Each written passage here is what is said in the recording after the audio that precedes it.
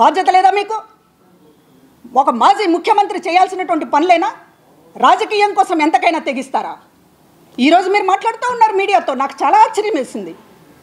మీ పార్టీలో ఉన్నటువంటి కమ్మ సామాజిక వర్గం నాయకులందరి పేర్లు చెప్తా ఉన్నారు. గుర్తుందా జగన్మోహన్ రెడ్డి గారు? ఒక లావు శ్రీకృష్ణదేవరాయలు గారు గుర్తున్నారా? ఇప్పుడు ఎంపీ నరసరావుపేట.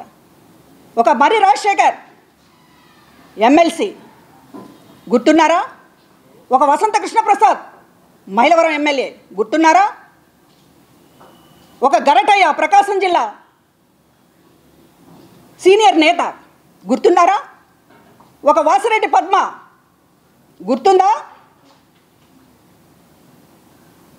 విజయమ్మ గారు వాసిరెడ్డి పద్మకి నువ్వు పార్టీ పెట్టినప్పుడు ఇవ్వాల్సినటువంటి సీటు ఫస్ట్ ఎమ్మెల్సీ అని, ఎన్ని ఎమ్మెల్సీలు పోతే ఎన్నిసార్లు అన్యాయం చేస్తారయ్యా ఆమెకి అని చెప్పి నిన్ను నీ సజ్జలని నిలదీసింది వాస్తవం కాదా?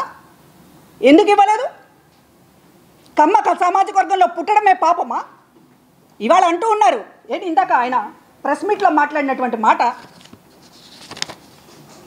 కమ్మవారు వైసీపీలో ఉంటే చంద్రబాబుకు అభ్యంతరమా అని అడుగుతూ ఉన్నారు.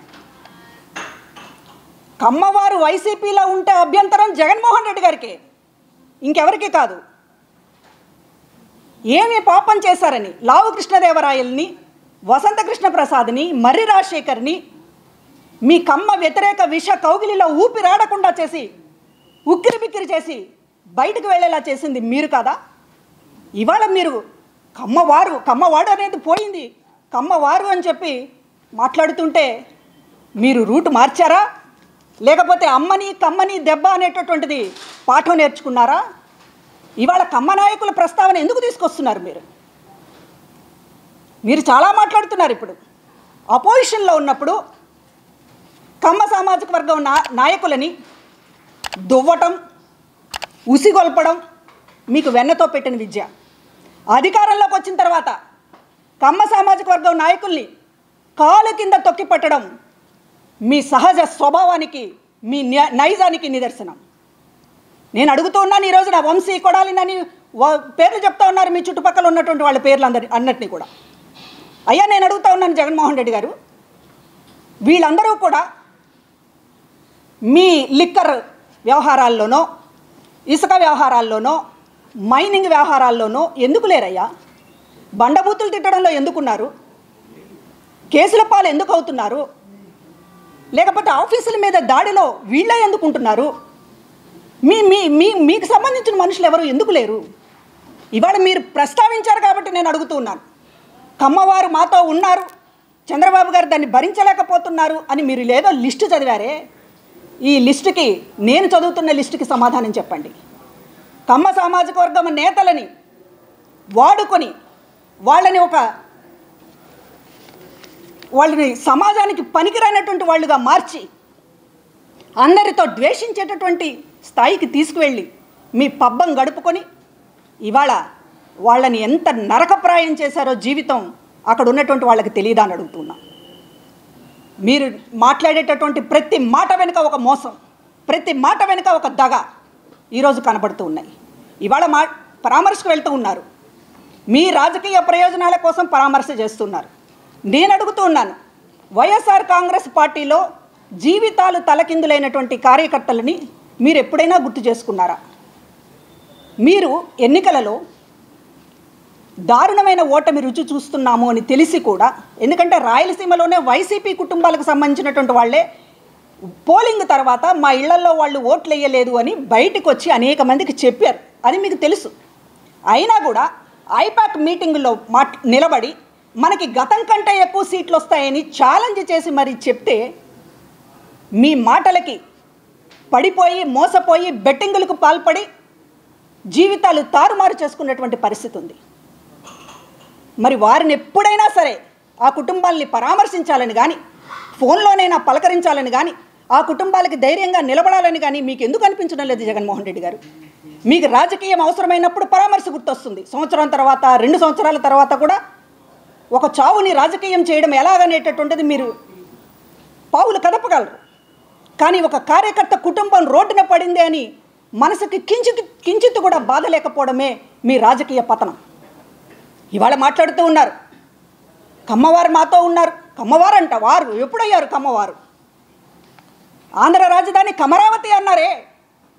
ఒక సామాజిక వర్గాన్ని మిగతా కులాలందరూ ద్వేషించేటట్లు ఒక చాలా గొప్ప ఎఫర్ట్స్ పెట్టారే, అప్పుడు ఏమైంది కమ్మవారి సంగతి? ఎలక్షన్ కమిషన్కి కమ్మ కులాన్ని అంటగట్టినప్పుడు ఏమైంది మీ రాజనీతి? మీ స్టేట్స్మెన్ నేను ఒక బాధ్యత కలిగినటువంటి ముఖ్యమంత్రి స్థానంలో ఉన్నాను అనేటటువంటి కనీసం సోయి ఆ రోజున ఏమైంది? ఇవాళ తలకిందులు అయ్యేటప్పటికీ తన పక్కన ఉన్నటువంటి ఒకళ్ళు ఇంకొకళ్ళు జైల్లో ఉన్నటువంటి వాళ్ళని తలుచుకుంటూ వీళ్ళందరూ నాతో ఉన్నారు కనుక చంద్రబాబు గారికి డైజెస్ట్ అవ్వడం లేదనేటటువంటి పద్ధతిలో మాట్లాడుతున్నారు. ఒక కులం మీద ద్వేషం రంగరించి నూరిపోసినటువంటి ముఖ్యమంత్రి దేశ చరిత్రలో బహుశా జగన్మోహన్ రెడ్డి తప్ప మరొకళ్ళు లేరు. ఎందుకంటే ముఖ్యమంత్రి స్థానం అనేది పవిత్రంగా భావిస్తారు. ఈ సమాజంలో బ్యాలెన్స్గా వ్యవహరించాలి, ఈ సమాజాన్ని ముందుకు తీసుకెళ్ళాలి, అందరినీ కలిపి ఉంచాలి అనేటటువంటిది ఎవరైనా ఆలోచిస్తారు, ఏమైనా పొలిటీషియన్ అయినా సరే. కానీ జగన్మోహన్ రెడ్డి గారికి పొలిటీషియన్ లక్షణాలు లేవు. ఒక ముఖ్యమంత్రి స్థానంలో పొరపాటున కూర్చున్నారు కనుక ఈ రోజున ప్రజలకు సంబంధించినటువంటి ఎప్పుడు కూడా ఆయన బాధ్యతగా వ్యవహరించడం లేదు. కులాల కుంపట్లు రాజేయడం, అవసరమైతే జుట్టు పట్టుకోవడం, అవసరమైతే తొక్కేయడం, కుదరదు అనుకున్నప్పుడు ఇప్పుడు అపోజిషన్లో ఉన్నప్పుడు మళ్ళీ కమ్మవాళ్ళు ముందుకు వచ్చేసి చంద్రబాబు మీద పోరాడాలి కాబట్టి మా అవినేష్, మా రఘురాము, మా శంకర్రావు ఎప్పుడు గుర్తొచ్చారండి వీళ్ళు మీకు? ఏమైంది వాసిరెడ్డి పద్మకు మీరు చేసినటువంటి ద్రోహం? మర్చిపోతారనుకుంటున్నారా? ఏంటి నేను చేసినటువంటి పాపం? కమ్మ కులంలో పుట్టడమేనా నేను చేసినటువంటి పాపం?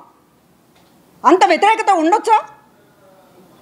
ఒక రాజకీయ పార్టీ నడిపేటటువంటి వాడికి కులాల వారీగా చీల్చి చెండాడి ఎవడిచ్చాడు మీకు హక్కు?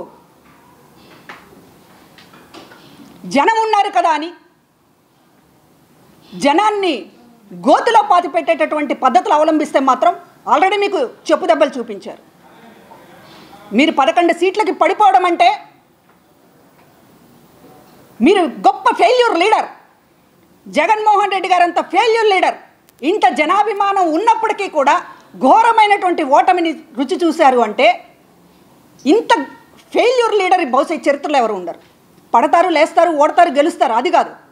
జనాభిమానాన్ని ఉంచుకొని కూడా పడిపోతున్నాడు అంటే నీ వ్యక్తిత్వం అలాంటిది అనేటటువంటిది చెప్పకనే చెప్తోంది.